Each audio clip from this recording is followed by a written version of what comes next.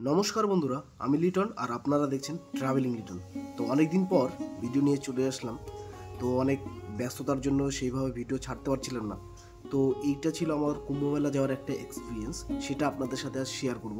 আর আমরা এখন চলে এসেছি মালদা স্টেশনে। আর মালদা স্টেশনের কারুকার্যটা জাস্ট দেখতেই পারছেন কত সুন্দরভাবে লাগছে, মানে মনে হচ্ছে এয়ারপোর্টের মতো।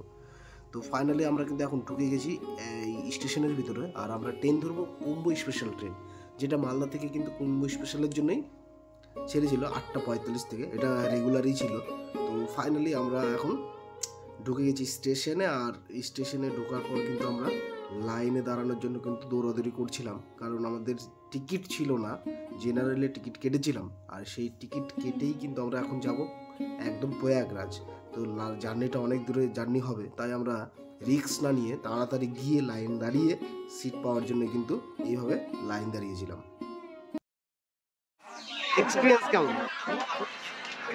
এক্সপিরিয়েন্স আগে মহাকুম্ভ যাব, তবে এটা মহা এক্সপিরিয়েন্স। আর ট্রেনে ওঠা নিয়ে কেমন এক্সপিরিয়েন্স হলো? ঠিকঠাক, ভালো, সব কিছু ঠিকঠাক? যা ব্যবস্থা করেছিল ঠিকঠাক, স্যাটিসফাই? নিয়ম মেনে উঠালো আর কি। কোন স্টেশন? মালদা টাউন। ফাইনালি আমরা কিন্তু কুম্ভ স্পেশাল ট্রেনে উঠে গেছি। আর 8টার সময় আমাদের ট্রেন লাগিয়ে দিয়েছে, আর ট্রেন ছাড়বে এখান থেকে 8:45-এ। ট্রেনে মোটামুটি ভিড় রয়েছে মালদা স্টেশন। তো এখন যেতে যেতে অনেকটা ভিড় হবে। আমরা জেনারেল উঠে নিয়েছি, যেহেতু আমরা টিকিট পাইনি আগে থেকে। তো ফাইনালি আজ বেরিয়ে পড়ছি। এইটা এখন 8:16 বাজে, আমাদের ট্রেন এখান থেকে ছাড়বে 8:45। হর হর মহাদেব নামে ট্রেন। তো আমাদের ট্রেন একদম মানে 2 মিনিট লেটে চলছে এখন। তো 2 মিনিট লেটে ছাড়লো, 45-এ ছাড়ার কথা ছিল, এখন 50 বাজে। তো ফাইনালি আমরা এখন মালদা থেকে বেরিয়ে যাচ্ছি।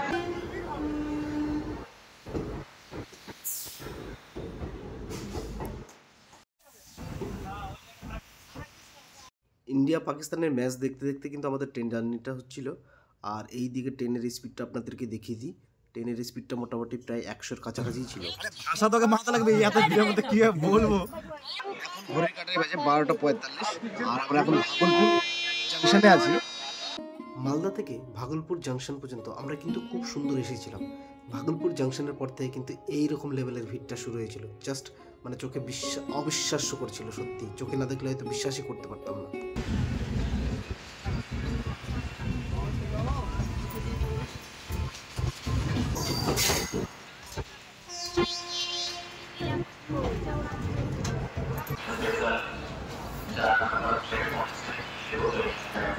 পরের দিন সকালে 8:21-এ আমরা পৌঁছে গেছিলাম পাটনা জংশনে। আর পাটনা জংশনে পৌঁছে এইরকম লেভেলের ভিড় ছিল যে আমরা সিট থেকে যে বাথরুমে যেতে পারছিলাম না। তার জন্য আমরা মুখ ধুয়ে এখানেই কিন্তু সকালবেলার ব্রেকফাস্টটা সেরে নিয়েছিলাম বন্ধুরা মিলে। আর দেখতেই পারছেন আশেপাশের লোকজন।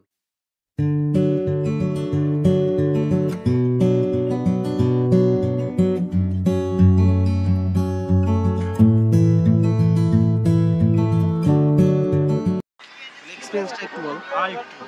আরেকটু তাহলে কি হবে? তাহলে পৌঁছে যাবো আমাদের গন্তব্যস্থলে। তারপরে কি উদ্ধার? তারপরে এই পৃথিবী থেকে উদ্ধার নাকি? কিসের জন্য আসেন? এক্সপিরিয়েন্স, অন্য কিছু না।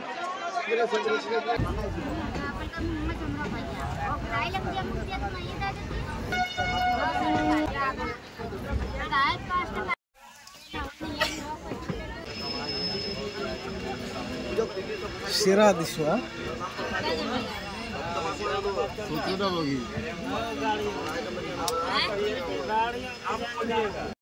এখন আমরা পার হচ্ছি মা গঙ্গা নদীর উপর দিয়ে একটা ব্রিজ রয়েছে, সেই ব্রিজটার উপরে। আর এইটাই দেখতে পাচ্ছেন, এটা হচ্ছে নমঘাট। আর এটা পার করে পাবো আমাদের কাশী স্টেশন, তারপর পাবো বারাণসী স্টেশন।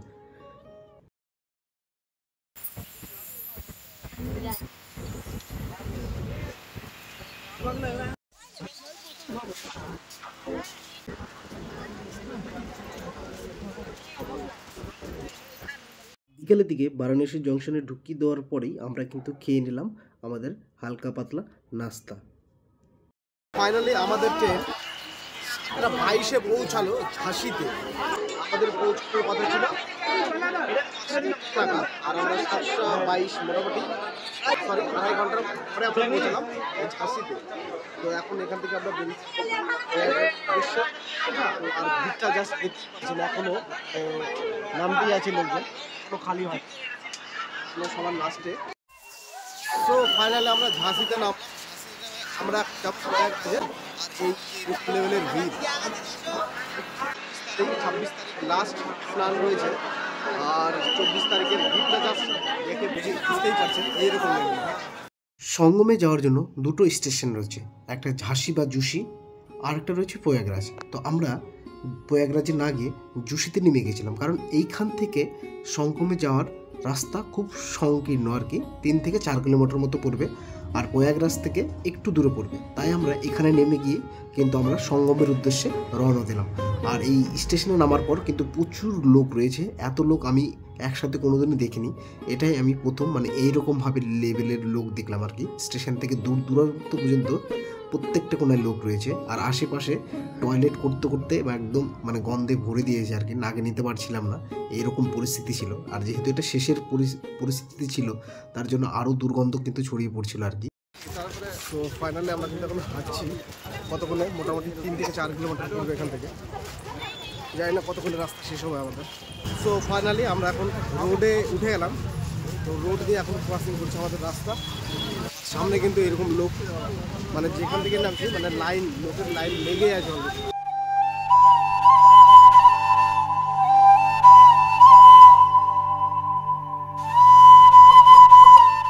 এরকম একটা স্পটে এসে দাঁড়ালাম, এখান থেকে মোটামুটি একটা সঙ্গমের লাইট ফাইটগুলো দেখা যাচ্ছে সামনে থেকে, আর এখানে দাঁড়িয়ে সব ছবি তুলবে।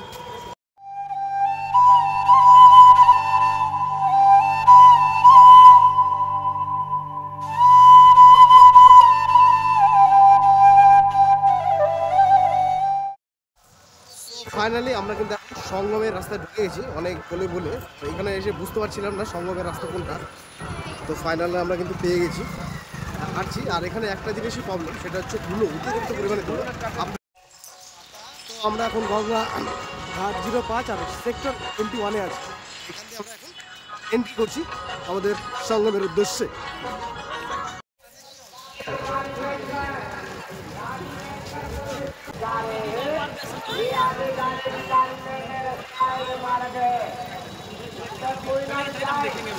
सामने देखो पांडाल खाली है, धरा के बैठिए, साफ सुथरा है, गंदी चीज में जो लग रहे हो आ जाए, जो लोग देख के बाहर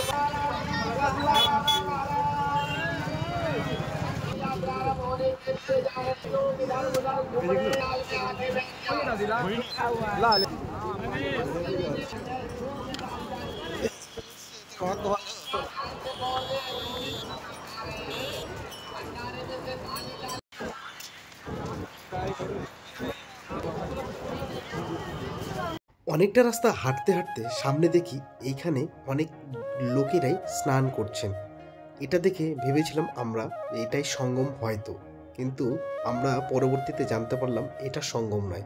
অনেকেই কিন্তু ভুলভালভাবে স্নান করে গিয়েছিলেন। তো অ্যাকচুয়ালি সঙ্গমটা ছিল 12 নম্বর সেক্টর ধরে ব্রিজটা ক্রস করে একদম সামনের দিকে এগোতে হবে অনেকটাই, তারপরেই সঙ্গম পাওয়া যাবে। তো আমরা এখন সেই পথেই হাঁটছিলাম।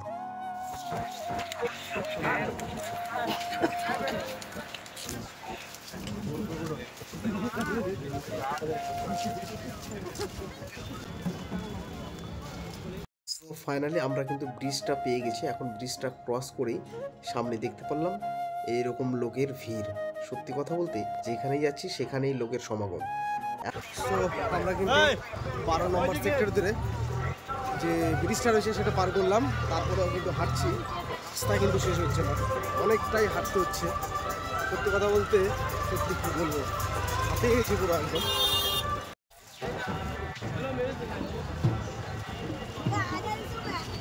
আমরা এখন চলে এসেছি নন্দীদুয়ারের সামনে, আর এটা হচ্ছে নন্দীদুয়ারের সামনের গেট। এখানে দেখতেই পাচ্ছেন কত লোকের সমাগম হয়েছে। আজ কিন্তু 24 তারিখ, এখনও আরও 2 দিন আছে, তারপরে কিন্তু ভিড় কমেনি, এখনও ভিড় অনবরত বেড়েই চলেছে। কিছু দূর হাঁটতে হাঁটতে আমাদের কিন্তু চোখের সামনে পড়লো এইরকম উট, তাদেরকে সাজিয়ে রেখেছে, আর অনেকেই কিন্তু রাইড করার জন্য তৈরি হচ্ছিলেন। তারপরেই পাশেই দেখলাম আমাদের সঙ্গম দ্বার। মূলত প্রয়াগরাজে যে উদ্দেশ্যে আসা সেই দ্বারটা আমরা কিন্তু খুঁজে পেয়ে গেছি। তো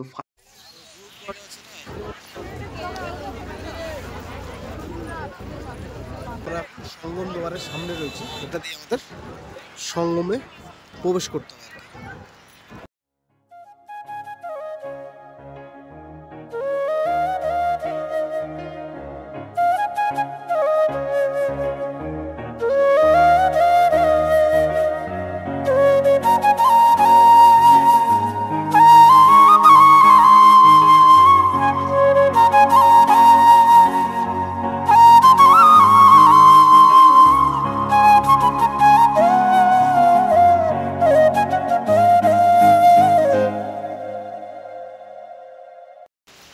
এখন করে নেবো, রেডি হচ্ছে।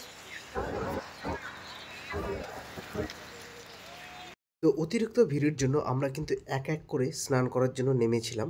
তো প্রথমে এক একজন করে আমরা যাচ্ছিলাম।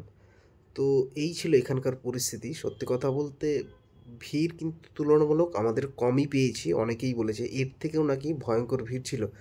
তো আমরা যেহেতু 24 তারিখ রাত্রে স্নানটা করে নিয়েছিলাম, তো সেইরকম লেভেলের ভিড়টা পাইনি। আর দুদিন পরেই ছিল শিবরাত্রির এই মহাস্নান।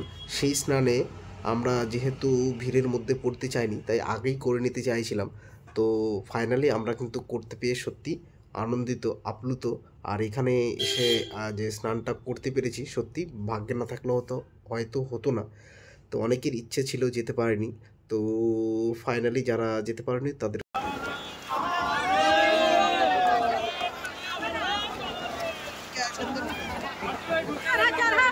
তো মা গঙ্গার নামে ডুব দিয়ে আমরা কিন্তু নিয়ে নিলাম আমাদের যে মা গঙ্গা জল, যে সঙ্গমের জল, সেটা আমরা নিয়ে নিলাম বোতলে করে। আর ডুবকি লাগিয়ে দিলাম, সব পাপ ধুয়ে নিলাম, সবার জন্য ডুব দিয়ে দিলাম। সবাই ভালো থাকবেন, সুস্থ থাকবেন, আর আমার পাশে থাকবেন। তো আমরা রাত 11:30টার দিকে আমাদের সঙ্গম স্নান কমপ্লিট করে নিলাম। সকালবেলার ভরসা করিনি, যেহেতু এখানে ভিড়টা অনবরত বেড়েই চলেছিল, তার জন্য আমরা স্নানটা আগে সেরে নিলাম। তারপরে আমরা কিন্তু ব্রিজটা ক্রস করে আমরা থাকার ব্যবস্থা করলাম এক জায়গায়। তো রাত্রিটা আমরা কিন্তু এখানে বসে বসেই কাটিয়ে দিয়েছিলাম এই গঙ্গার ধারে। তো বেশ সুন্দর কেটেছিল, আর এই দিনটা সত্যি স্মরণীয় হয়ে থাকবে আমার জীবনের স্মৃতির পাতায়। তো আপনারা যারা যারা গিয়েছেন অবশ্যই কমেন্ট করে জানাবেন। আর বন্ধুরা যারা যারা যাননি তাদের জন্য তো ডুব লাগিয়েই দিয়েছি, চাপের কোনো বিষয় নেই। তো হ্যাঁ, যারা যারা এখনও আমার চ্যানেলটিকে সাবস্ক্রাইব করেননি তারা অবশ্যই চ্যানেলটিকে সাবস্ক্রাইব করে বেল আইকনটি টিপে আমার পাশে থাকবেন।